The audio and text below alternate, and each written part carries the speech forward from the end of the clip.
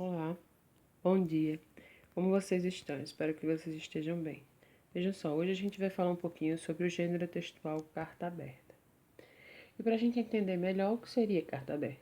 Carta aberta é um gênero textual de caráter argumentativo, utilizado geralmente por um grupo de pessoas para manifestar publicamente sua opinião a respeito de um problema. Ou seja, é um texto argumentativo, um texto de opinião, onde alguém ou um grupo expressa a sua opinião de forma aberta para uma grande quantidade de pessoas. E agora a gente vai ver um pouquinho dos aspectos estruturais dessa carta, ou seja, da estrutura dessa carta. Como ela é formada, como ela é produzida, quais são os elementos que a formam. E aí a gente tem o título, onde vai ser evidenciado o destinatário, e o gênero textual também, que mais na frente a gente vai ver. A introdução, onde situa o problema a ser resolvido. O desenvolvimento, que é a análise do problema, no qual a apresentação dos argumentos. A conclusão, que solicita uma resolução para o assunto em pauta. Local e data e assinatura.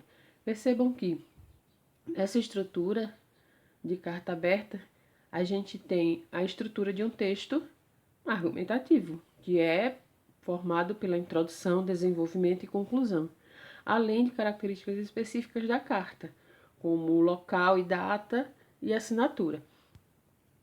Bem, aqui eu vou ler para vocês uma carta aberta, é um modelo de carta aberta, certo? E mais na frente faremos a análise desse texto.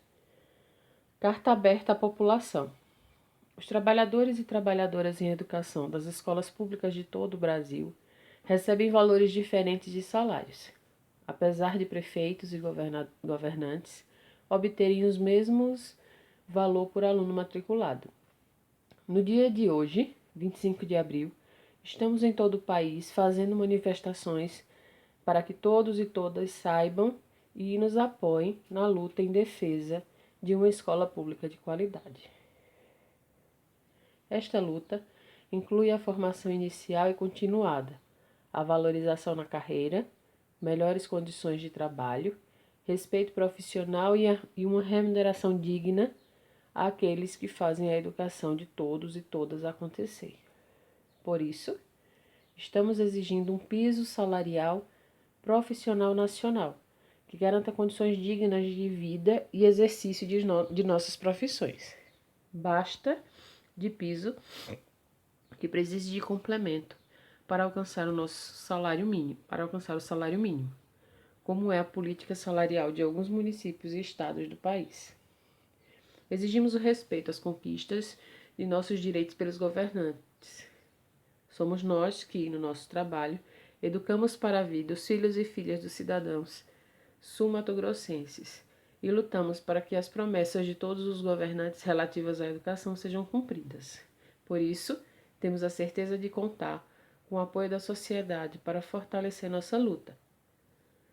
FETEMS e seus 69 sindicatos municipais afiliados, 25 de abril de 2007. Bem, essa foi a carta aberta e agora a gente vai fazer a análise desse texto. Bom, a gente começa pela análise do título, né? Carta aberta à população. Então, veja, é um título curto e faz a menção ao gênero textual, carta aberta, e ao destinatário, que é a população sul-mato-grossense. Em seguida, nós temos a introdução. Na introdução, ela é feita de forma bem sucinta, bem resumida, e o locutor apresenta ao seu leitor o assunto que irá tratar no texto.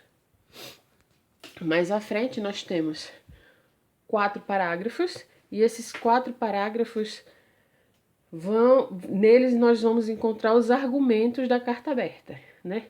O porquê que a carta aberta foi escrita, qual o problema existente e como esse problema como ele pode ser solucionado.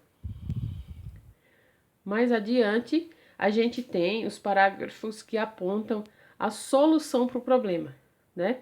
A gente tem um locutor que, em questões pontuais, reitera a necessidade de solucionar a questão, né? E essa necessidade de solucionar a questão, além de apontar o problema, ele também busca o apoio da população. Então, ele utiliza palavras, né, para buscar esse apoio da população, a adesão do leitor à sua causa. Por fim, a gente tem a assinatura, que no caso aqui a assinatura ela é de caráter genérico, ou seja, o locutor ele representa um grupo de pessoas, então ele é o porta-voz de um grupo de pessoas. No caso, o sindicato, né, a FETEMES, aqui no caso como ele aponta, é o porta-voz das educadoras e dos educadores, ou dos profissionais de educação daquele local. Por fim, a gente tem a data, 25 de abril de 2007. Tá. E aí terminou a análise do texto, com a estrutura apresentada. E aqui a gente tem algumas curiosidades sobre a carta aberta. Por que aberta, né? Por que uma carta aberta? Aberta porque ela pode ser lida por qualquer pessoa. Então, se aponta um problema, se faz uma denúncia, mas essa denúncia ela é aberta, ou seja, qualquer pessoa pode ter acesso a essa carta. Normalmente essa carta aberta, ou a carta aberta, é publicada em jornais e revistas. E elas também podem ser apresentadas ou lidas em rádio e televisão. A publicação dessa carta, ela é paga, ou seja, uma instituição ou uma pessoa compra um espaço na mídia e publica. E o destinatário? Quem é o destinatário? O destinatário ele pode ser uma autoridade, ele pode ser uma instituição, certo? Pode ser uma pessoa importante, né? Como também pode ser a um grupo qualquer de pessoas, tá? Quando se dirige a uma autoridade, a carta pode reivindicar que essa autoridade toma as providências, né? Que é o que na maioria das vezes acontece. E o locutor? Bom, a carta aberta é assinada por uma pessoa ou um grupo de pessoas, como eu já disse para vocês, certo? No caso da carta que nós lemos, ela foi assinada por um grupo, no caso a FETEMES, né? Que é o grupo de trabalhadores, que é um grupo que representa os trabalhadores em educação de Mato Grosso do Sul. E a linguagem? Qual é a linguagem utilizada nesse tipo de texto?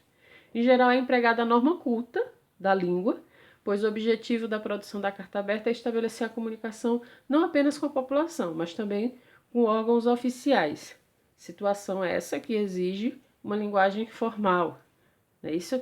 Ou seja, a linguagem é bem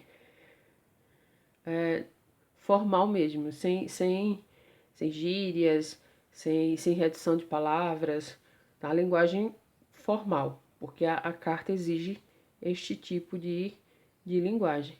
Normalmente também encontramos sempre verbos no presente do indicativo, que são aqueles que indicam uma situação que está acontecendo naquele momento, e as pessoas do discurso normalmente são utilizadas em primeira pessoa ou terceira pessoa, certo? Bom, eu espero que vocês tenham entendido. Qualquer dúvida, podem me procurar no privado. Obrigada.